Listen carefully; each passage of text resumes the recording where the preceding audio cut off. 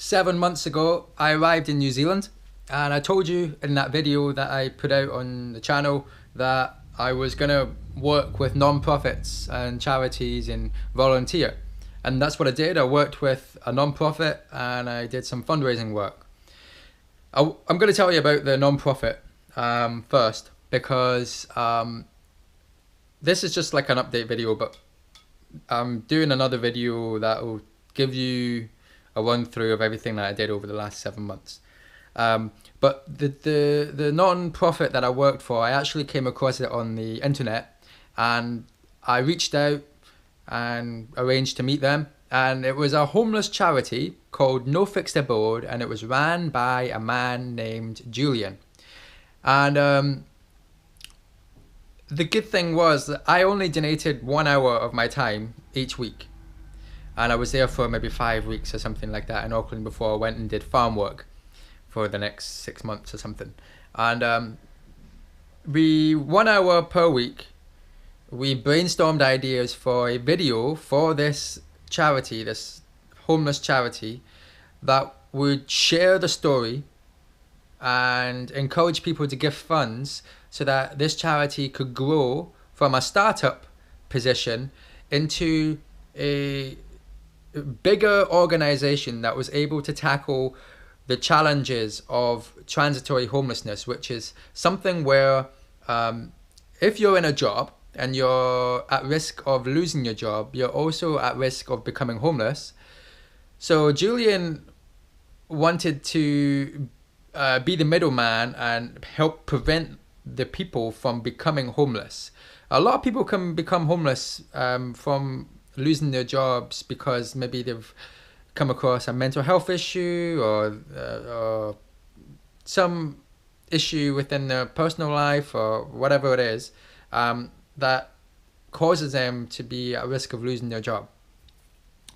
And so I thought that was really, really good. And it also,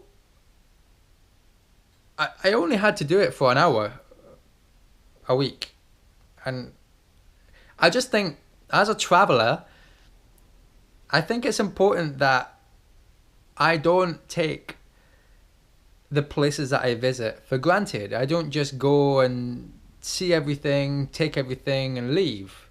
I think it's important for travelers to actually,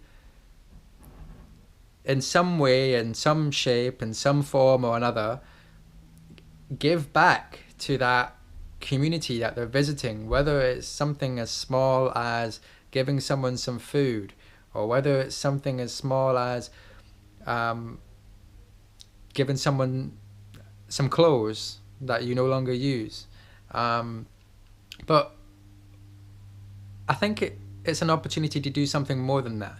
I think it's an opportunity to really connect with the community and build relationships and help the community to strengthen themselves.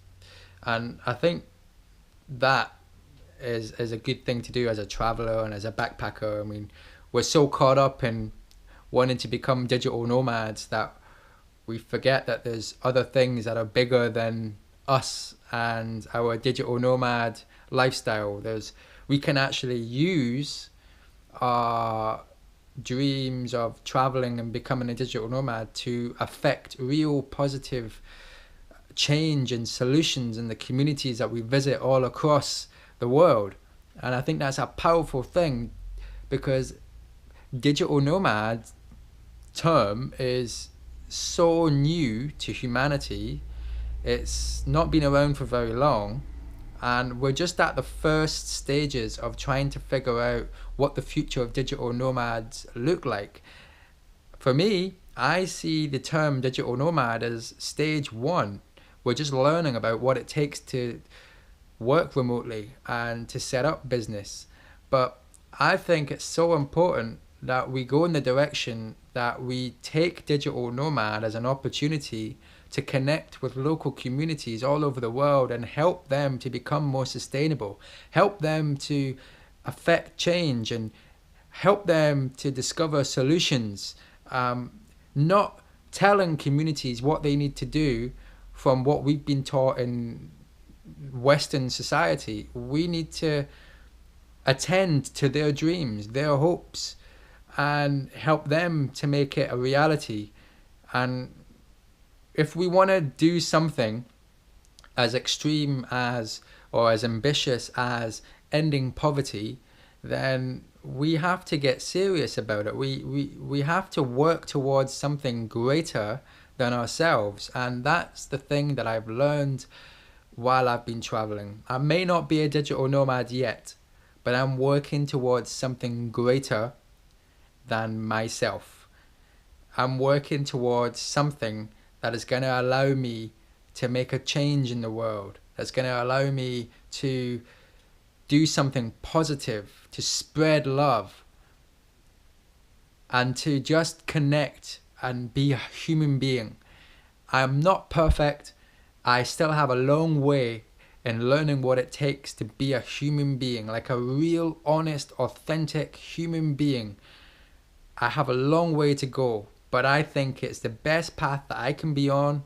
I think it's going to be a path that is real, is authentic, and it may not give me all the money in the world. It may not give me a degree. It may not give me a fancy lifestyle. It may not give me a life that my parents want me to follow because everyone else wants me to follow it. It might not be anything like that, but it's something that is honest, it's something that is true, and we can no longer deny the fact that there is a huge problem, and that is poverty, and it's man-made. We don't need to have poverty in the world, but the system that we have enables poverty to live and thrive and be a part of our society, and it doesn't need to be that way.